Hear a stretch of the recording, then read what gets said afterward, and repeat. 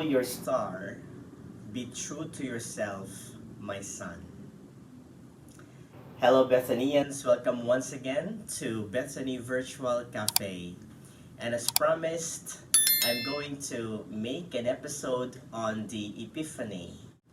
And because it's been weeks ago, I decided to incorporate my reflection with a movie that is pretty related to the celebration of the Epiphany.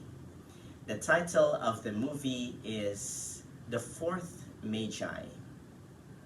So earlier in the clip, you'll see the first part of the movie.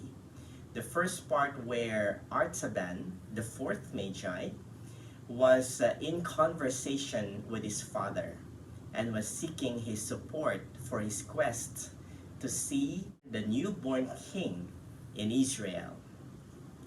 And so, as they were having a conversation, the father eventually gave his support to him.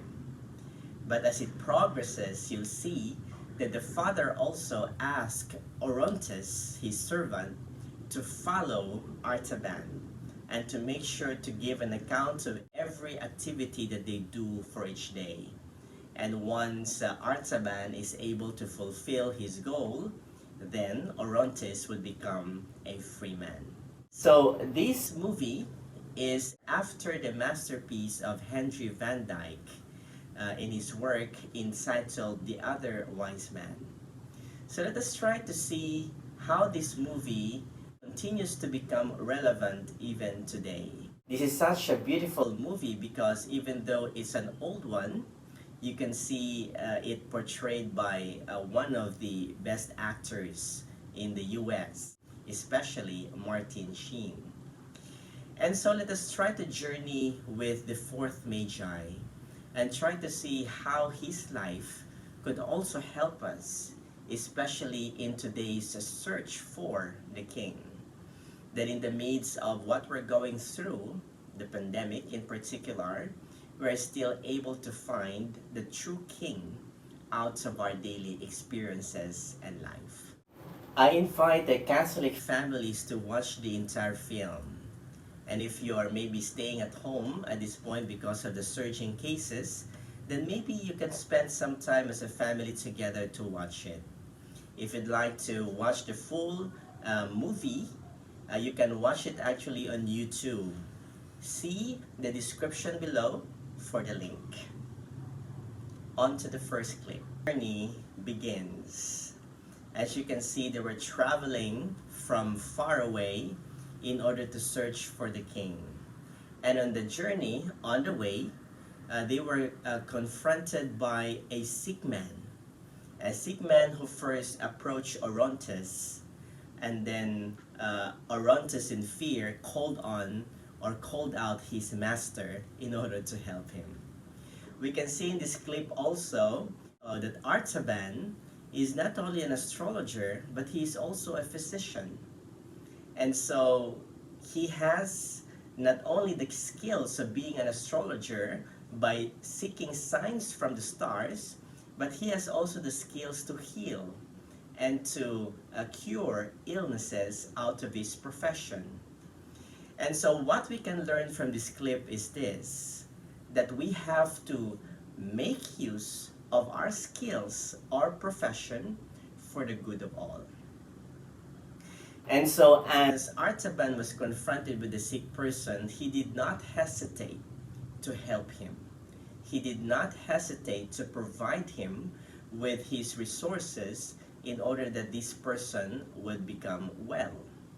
And so he brought him to a place where he could recuperate, where he could recover, and tended to his needs, and even left him some of his resources that is vital for his journey. Orontes, you can see here, has been very hesitant about what he has to give this poor man. He's been questioning, in fact, Artaban's integrity and his really goal to search for the king. As he would be telling him, you know, you have sold everything that you have, and now that we are on our way to search for your king, you stopped. You stopped for this man who could be delaying, in fact, our journey. But you know, Artaban responded to him without hesitation, saying, "This man demands my profession. This man demands my skills as a doctor." In the same way for all of us, we as Catholics, we as baptized Catholics, if you can remember my episode from last Sunday on the accounts of the baptism of the Lord, I made mention that the basis of our charity, the basis of all our Christian living is founded on our baptism. So Artaban here may be exercising his profession for profession's sake.